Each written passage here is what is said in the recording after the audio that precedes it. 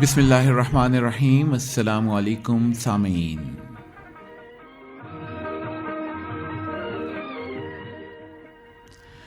Radio Pakistan के Islamabad studio से medium wave 585 kilohertz और radio Azad Kashmir तरारखल short wave 7265 kilohertz पर हम आपसे मुखातिब हैं। प्रोग्राम पेश खिदमत है कश्मीर मंजरनामा। इस प्रोग्राम के साथ मैं हूं आपका मेज़बान फैज़ पराचा और ये प्रोग्राम आपके लिए पेश करते हैं प्रोड्यूसर इनाम अहमद सुमरो।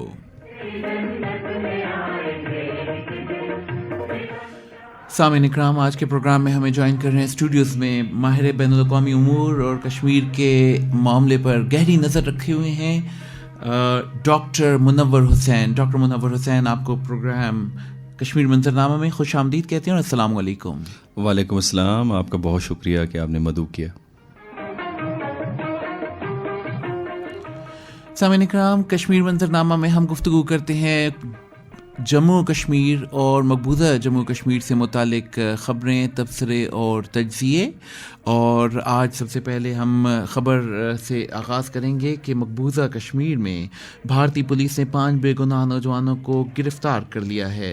भारत के गैर कानूनी ज़ेर कब्ज़ा जम्मू कश्मीर में भारतीय पुलिस ने 5 बेगुनाह कश्मीरी नौजवानों को गिरफ़्तार कर लिया है। पुलिस ने इस्लामाबाद, शोपियां और कोलगाम इस्लाम में घरों पर छापे के दौरान सहरान बशीर, नदाफ, उबैद नज़ीर, उमर अमीन ठोकर और हुज़ैफ शबीर भट्ट और नासिर फ़रूख शाह समेत 5 नौजवानों को गिरफ्तार किया। पुलिस ने उनकी गैर कानूनी गिरफ्तारी का जवाब पेश करने के लिए उन्हें एक मुजाहिद तंजीम का कारकुन करार दिया है।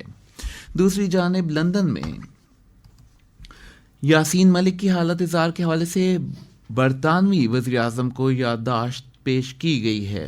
All parties Kashmir liberation parliamentary group, labour friends of UK, Kashmiri तंजीमों, Jammu Kashmir self determination movement international और जम्मू कश्मीर लिबरेशन फ्रंट ने गैर कानूनी तौर पर नज़रबंद कश्मीरी हुर्रियत रहनुमा मोहम्मद यासीन मलिक की हालत इज़ार के बारे में बरतानवी वज़ीर आज़म ऋषि सुनाक को एक याददाश्त पेश की है। सामीन इकराम, हमारे साथ मौजूद हैं डॉक्टर मुनव्वर हुसैन। डॉक्टर मुनव्वर हुसैन, 2 ख़बरें आपने सुनी और हम प्रोग्राम का आगाज़ इसी हवाले से करेंगे कि यासीन मलिक को कई सालों से उन्होंने गिरफ्तार किया हुआ है और इसी सिलसिले में जो याददाश्त कश्मीरी तंजीमों ने बरतानवी वज़ीर आज़म ऋषि सुनाक को दी है, कितनी अहमियत की हामिल है और क्या जो जुल्म के मज़ालिम कश्मीर में ढाए जा रहे हैं भारत की जालिम अफवाज की जानिब से और हिंदुत्व नवाज हुकूमत की जानिब से, उस हवाले से इस पर कोई प्रेशर पड़ेगा? पराचा साहब, सबसे पहले तो आपको, आपके सुनने वालों को और इस प्रोग्राम के प्रोड्यूसर इनाम साहब को मेरे दिल की गहराइयों से सलाम। और मैं अप्रिशिएट करता हूं कि मुसलसल जिस अंदाज से आप लोग प्रोग्राम कर रहे हैं कश्मीर के हवाले से और उसकी आवाज़ को उठा रहे हैं, ये काबिल तहसीन है, स्पेशली रेडियो पाकिस्तान के प्लेटफॉर्म के ऊपर। और स्पेशली इसका जो टारगेट है वो बुनियादी तौर पे हमारे वो जो मकबूजा कश्मीर के जो लोग हैं जिनके पास सही खबरें नहीं पहुंच रही, वहाँ तक इन खबरों को आप पहुंचा रहे हैं। ये बहुत बड़ी नेकी का काम है, चूँकि इस ग्लोबलाइज्ड वर्ल्ड में अगर आपके पास इन्फॉर्मेशन नहीं आती तो आप सही फ़ैसला साजी भी नहीं कर सकते। दूसरी बात ये कि जो मलिक साहब की जो गिरफ़्तारी है, अगर आप उनको गौर से देखें तो अली गिलानी साहब के बाद सबसे मुअतबर और जिसके पीछे कश्मीरी अवाम लगती है, ट्रस्ट करती है और कश्मीरी नौजवान जिसको फॉलो करते हैं वो मलिक साहब ही हैं। और यही वो वजह है जिसकी वजह से भारतीय हुकूमत ने उनको बेगुनाह बदनाम ज़माना जेल के अंदर गिरफ़्तार किया हुआ है। पहले उम्र कैद की सज़ा दी और अब वो कोशिश ये कर रहे हैं, जो उनकी INA है, जो एजेंसी है, जो कि उन्होंने कहा है कि इनको फांसी की सज़ा दे दी जाए। उसकी बुनियादी वजह यह है कि उनको ये समझ में आता है कि गालिबन अगर ये लीडरशिप आप हटा देंगे तो उससे कश्मीर की मूवमेंट जो है वो डाई डाउन हो जाएगी। जबकि उनको ये नहीं समझ आ रही कि बुरहान मानी जैसे जो नौजवान हैं इस तरह के बहुत सारे हज़ारों बुरहान वानी कश्मीर के अंदर मौजूद हैं जो कि कश्मीर की तहरीक के अंदर नई रूह फूंकने को तैयार बैठे। आप इंसान ये जिबलत के अंदर है, ये खुदा की तरफ से दी हुई एक अंसर है कि आप किसी को ज़बरदस्ती जो है वो दबा नहीं सकते और इंसान आज़ाद पैदा हुआ है। यहाँ तक कि अगर आप गौर करें इंसान की तारीख़ में तो अल्लाह तबारक ताला ने 1,24,000 पैगम्बर भेजे हैं।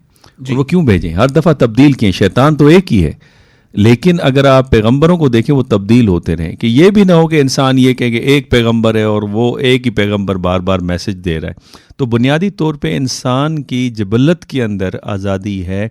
यही वो वजह थी कि जब दूसरे जंग अज़ीम का ख़ात्मा हुआ, उससे पहले जंग अज़ीम का ख़ात्मा हुआ, जो उसकी बुनियादी चीज़ रखी गई कि जंगें क्यों होती हैं, फसाद बर्पा क्यों होता है, दुनिया का अमन बर्बाद क्यों होता है, उन्होंने वजह बताई कि जब आप राइट ऑफ सेल्फ डिटर्मिनेशन नहीं देते, और ये प्रेसिडेंट विल्सन ने कहा था, और यही वजह थी कि बरतानिया से आयरिश के ऊपर जो अख्तियारात देने का मामला था उसमें राइट ऑफ सेल्फ डिटर्मिनेशन था। बिल्कुल। तो बरतानिया के आप जिक्र कर रहे हैं राइट ऑफ सेल्फ डिटर्मिनेशन यानी हक खुद इरादियत, तो ये तो 1947 से हल तलब है और ये अक़वाम मुत्तहिदा के चार्टर पे भी सबसे पुराना मसला है। इस सिलसिले में अभी हाल ही में एक भारतीय वज़ीर आज़म जो हैं नरेंद्र मोदी, जिन्हें हमारे वज़ीर ख़ारजा ने गुजरात का बुचर भी, कसाई भी कहा, तो अब वो अमेरिका जा रहे हैं और कश्मीरी तंजीमें मुज़ाहरे भी प्लान कर रही हैं और एक भरपूर मुज़ाहरा भी किया जाएगा वाशिंगटन में भी, न्यूयॉर्क में भी। उस हवाले से बताइए कि भारत पर जो जिसने अमल दरामद करवाना है और आलमी ताकतों ने जिस तरह प्रेशर देना है कि ये मसला हल हो जाए, वो कैसे हम उसकी जानिब बढ़ सकते हैं? पहली बात तो ये कि जो बुचर ऑफ गुजरात का जो टाइटल है ये वेस्ट ने दिया था, ये हमारे फॉरेन मिनिस्टर ने नहीं दिया था। उन्होंने वेस्ट को याद दहानी करवाई कि आप लोग ये कहते थे अमेरिका में आने के ऊपर पाबंदी थी और अब आप उसको एज अ स्टेट गेस्ट के तौर पे for the first time in the history of US India relationship आप उसे इनवाइट कर रहे हैं। उस बंदे को जो कि ह्यूमन राइट्स का वायलेटर है, जो कि इंसानी हुकूक को, उनकी ज़िंदगियों को पामाल करता है, जिसका फ़लसफ़ा हिटलर से मुतासर कुन है, और जो RSS में जो S है, डबल S, ये नाज़ी जर्मनी के उस फ़लसफ़े, उस ऑर्गेनाइजेशन के टाइटल से उन्होंने उठाया हुआ है। तो बुनियादी तौर पे एक असूली बात थी कि अगर वेस्टर्न यूरोप या पूरा अमेरिका इस बात पे है कि जी वो जो एंटी सेमिटिज़म की जो वो बात कर रहे होते हैं और नाज़िज़म के जो ख़िलाफ़ वो बात कर रहे होते हैं, उस सूरत में तो वो कहते हैं कि उसके ऊपर आप बात न करें, और जो हिटलर ने किया हम उसे बुरा भला कहते हैं, उसके फ़लसफ़े को कहते हैं, उसके जुल्म और सितम को कहते हैं, तो उस पे उसकी हमदर्दी में कोई बात न करें। लेकिन उसी मोदी को वो मंगवा रहे हैं। क्यों मंगवा रहे हैं? अब वेस्ट की जो पॉलिसी के अंदर आपको बुनियादी खामी नज़र आती है ना, किसी भी इलाके में किसी भी इशू पे जाते हैं तो वो सारे अपने कान बंद करके 20 सालों 30 सालों के लिए उसी के पीछे लग जाते हैं। आप उठा लिए war and terror, middle east के पीछे पड़ गए, आप 20 सालों से वहाँ पे मार दाड़ शुरू कर दी, दुनिया उनको समझाती रही, इन्होंने कान बंद कर दिए, अब वो छोड़ के चाइना के पीछे पड़ गए। और ये वो वजह है जिसकी वजह से वो भारत को स्ट्रेटेजिक पार्टनर गर्दानते हैं।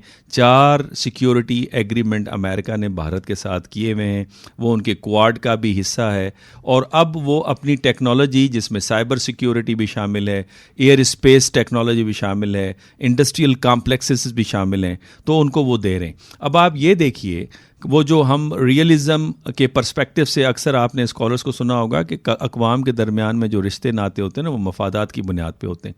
एक तरफ रूस उसकी मिलिट्री को मॉडर्नाइज़ कर रहा है, जिसमें आपको अर्जुन टैंक हो जाते हैं, उनको आपको MiG-29 और Su-30 तैयारे आपको नज़र आते हैं, S-400 missile air defence system आपको नज़र आता है, उनके एयरक्राफ्ट कैरियर्स आपको नज़र आते हैं। तो दूसरी तरफ सब मेरीन्स के लिए जर्मनी उनकी मदद कर रहा है। फिर लॉयड ऑस्टिन जो डिफेंस सेक्रेटरी है अमेरिका का, वो शंग्रीला डायलॉग के बाद फ़ौरन आता है अपना भारत के अंदर और एक नया एग्रीमेंट उनके साथ साइन करता है। आपको बीका तो पहले 2018 में साइन हुआ था, आपको वो याद ही होगा। अब मोदी साहब 22 जून को वहाँ तशरीफ़ ले जा रहे हैं और वहाँ पे कांग्रेस को वो खिताब करेंगे। तो बुनियादी तौर पे वेस्ट, मैं ये कहूँगा कि पूरी दुनिया को सिग्नल दे रहे हैं कि जो हमारा लिबरल वर्ल्ड ऑर्डर है वो हम अपने हाथों से बर्बाद कर रहे हैं उसे।